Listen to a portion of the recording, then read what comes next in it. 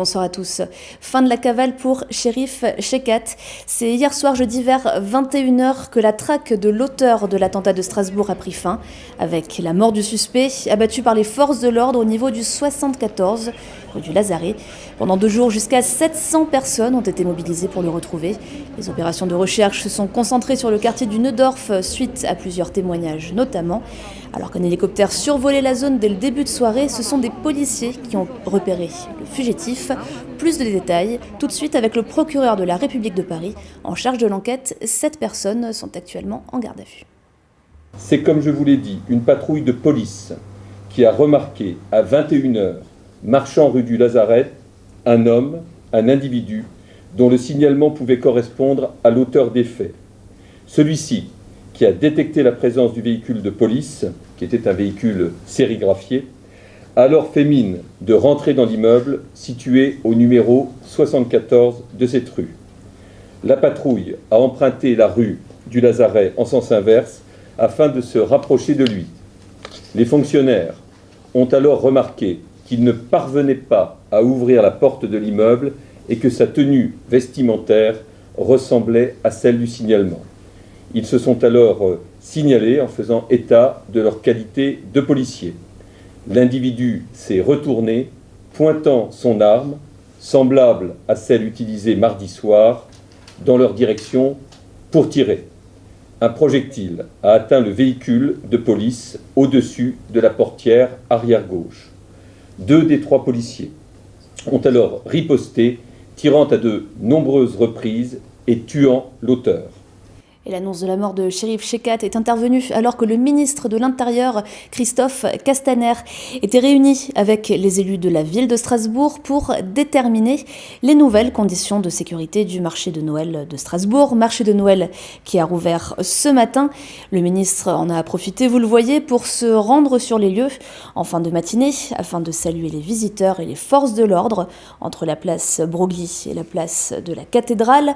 La réouverture du marché de Noël se fait néanmoins avec de nouvelles conditions de sécurité. Seuls 15 points d'accès à la Grande Île subsistent, vous le voyez, et les trams ne s'arrêteront plus au centre-ville pendant les heures d'ouverture du marché, soit entre 11h et 20h. On écoute le ministre de l'Intérieur, Christophe Castaner. Ce matin, j'ai entendu du soulagement, j'ai entendu du bonheur. J'ai entendu de la fierté pour nos forces de police, pour celles et ceux qui, inlassablement, pendant 48 heures, ont mené l'enquête, ont mené la traque, et qui continuent, parce qu'effectivement, l'enquête, la traque continue. Et je voudrais vous dire que ça n'est pas la revendication totalement opportuniste de Daesh qui change quoi que ce soit. Il y avait ici un homme qui a nourri en son sein le mal. Il a tué. Et au moment où je vous parle, je pense aux victimes, je pense aux blessés qui sont en train encore, dans les hôpitaux de Strasbourg, de se battre entre la vie et la mort. Je pense à leurs proches. Mais je pense aussi à la capacité de ce pays à savoir toujours redresser la tête. Je pense à ces commerçants qui sont là. Je pense à ces femmes, ces hommes, ces Strasbourgeois, ces invités de Strasbourg qui étaient sur le marché de Noël et qui montrent avec dignité cette volonté de ne jamais céder le pas face au terrorisme, face à celles et ceux qui, au fond, attaquent nos valeurs, notre République. Et en ce moment même, c'est le président de la République, Emmanuel Macron, qui est à Strasbourg. Il devait d'abord rendre hommage aux victimes place Kléber avant d'aller rencontrer leurs familles à la Cité de la musique et de la danse. Et le bilan de l'attentat s'est alourdi. Aujourd'hui, une 4e victime a succombé à ses blessures. Une personne reste en état de mort cérébrale, une autre est actuellement entre la vie et la mort. Et une dizaine de personnes, 10 personnes, sont blessées. Les obsèques d'une des victimes se sont d'ailleurs tenues aujourd'hui à la mosquée du quartier de la Méno.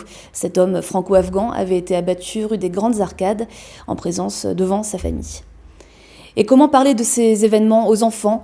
Plusieurs d'entre eux ont vu leurs cours suspendus ou ont pu être confinés à l'école. Cécile Motz a rencontré quelques parents, ça se passait hier à la sortie de l'école.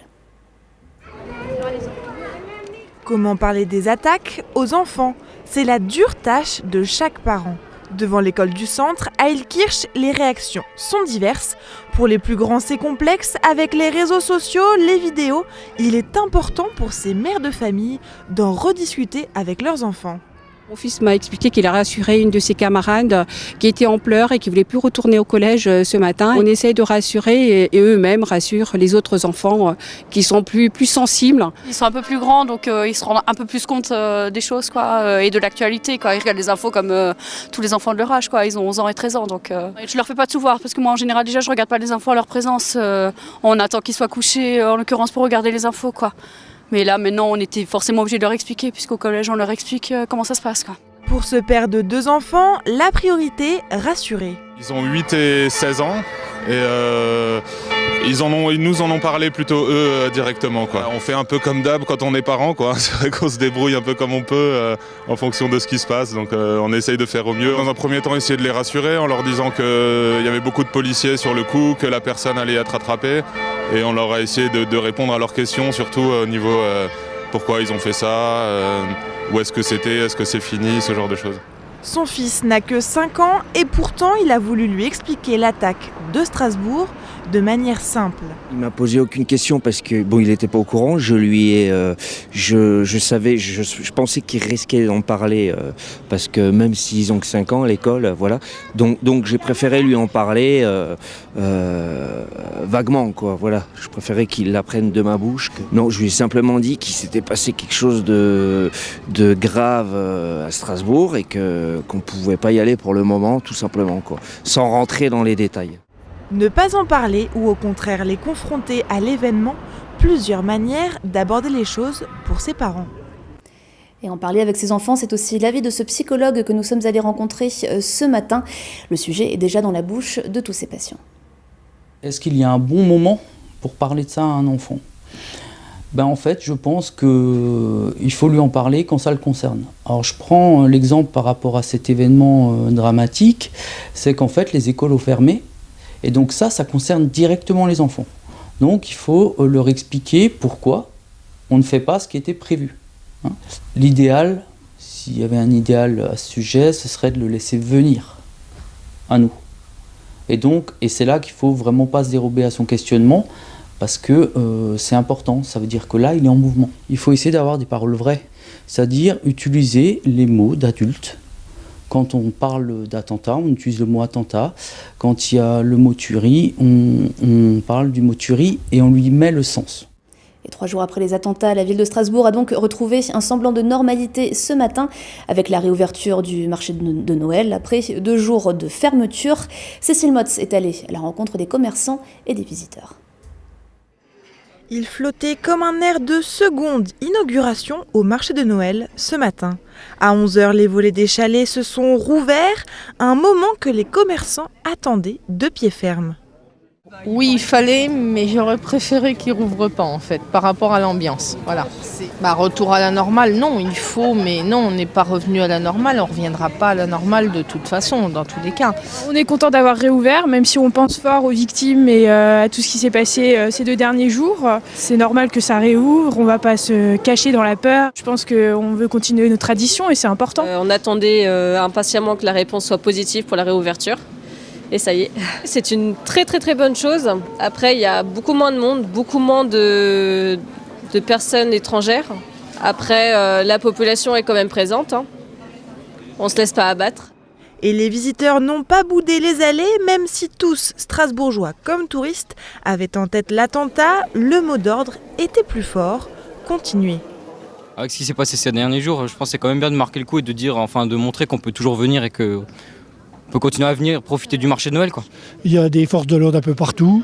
Et puis de toute façon, il faut continuer à vivre, il faut continuer à faire. Et justement, pour leur prouver qu'on est là et qu'on n'a pas peur d'eux. C'est une façon de soutenir, de montrer aux terroristes que non, on n'a pas peur, c'est tout. La vie continue. J'avais envie de montrer que c'est pas ça qui va m'arrêter de faire la magie de Noël. Il faut continuer. Le marché de Noël devrait se poursuivre presque comme avant jusqu'à fin décembre, car de nouvelles mesures de sécurité ont été mises en place. Les chalets seront ouverts de 11h à 20h tous les jours et seuls 15 points d'entrée au lieu de 19 permettront désormais d'accéder au centre-ville. Et pour clore cette page consacrée aux suites des attentats de Strasbourg, sachez qu'un collectif d'associations appelle à un rassemblement pour rendre hommage aux victimes. Cela se passera dimanche à 10h30, place Kléber, à Strasbourg. Et dans le reste de l'actualité, mardi matin, les habitants de Herlisheim découvraient le cimetière juif du village saccagé. Le mur d'enceinte et 37 stèles ont été taguées avec des graffitis antisémites et des croix gammées. La profanation de ce cimetière datant de 1895 intervient 3 ans après celui de Sarre-Union. Une cérémonie de recueillement s'est tenue ce matin en présence du ministre de l'Intérieur Christophe Castaner. Et on écoute tout de suite le grand rabbin de Strasbourg. Je pense que c'est un signal particulièrement fort. La région vit un moment très, très difficile, très compliqué. Et donc le fait que le ministre ait malgré tout choisi de se déplacer à Herlisheim, alors qu'il doit être par ailleurs très sollicité, je pense que c'est un message particulièrement fort vis-à-vis de la communauté. Compte tenu de ce qui s'est passé à Sarre-Union il y a 3 ans, et une affaire qui n'est malheureusement toujours pas réglée, compte tenu de cette résurgence de l'antisémitisme qui vient surgir un petit peu de toutes parts, on souhaite des actes particulièrement forts. On est bien sûr très touché par cette visite, on est très touché par toutes les condamnations et par tous les discours qui peuvent être prononcés. Mais je pense qu'il est temps maintenant de s'attaquer au problème à la source. Et à la veille du week-end, la mobilisation des Gilets jaunes sera-t-elle importante demain? Voilà un mois qu'ils occupent les ronds-points. Et malgré l'appel du gouvernement à ne pas descendre dans la rue dans ce contexte post-attentat, nombreux veulent défendre leur droit à manifester et continuer le combat. Marine Zis était au rond-point du Nouveau Monde à Soultz, où les manifestants organiseront un repas solidaire ce week-end. Demain, donc, on aura des Gilets jaunes du rond-point Soultz-Bolvillers qui vont aller à Paris pour une partie. Pour la partie restante, on organise un repas où il y aura plus de 70 personnes qui sera conviées à ce repas. Nous, on va continuer la lutte. S'il faut rester encore 6 mois, on restera encore 6 mois, malgré l'avis de l'État. Et on finit tout de suite avec l'image du jour d'Oliviane. Un bel hommage pour certains, une séquence choquante et irrespectueuse pour d'autres. L'hommage à Strasbourg de l'équipe de Quotidien sur TMC a fait beaucoup réagir aujourd'hui. Je vous laisse juger. L'alcool est interdit à la télévision, mais le CSA nous excusera, comme le dit l'hymne alsacien, le Rot und Wiss, un amour inébranlable, quelles que soient les joies ou les peines. Pour les attentats de Paris, il était important de retourner sur les terrasses. Pour Strasbourg, il est important de continuer à boire la boisson locale naturelle, la bière. De la part de toute l'équipe, bon courage à vous et santé, comme ils disent là-bas, Sie Geld. Sie Geld.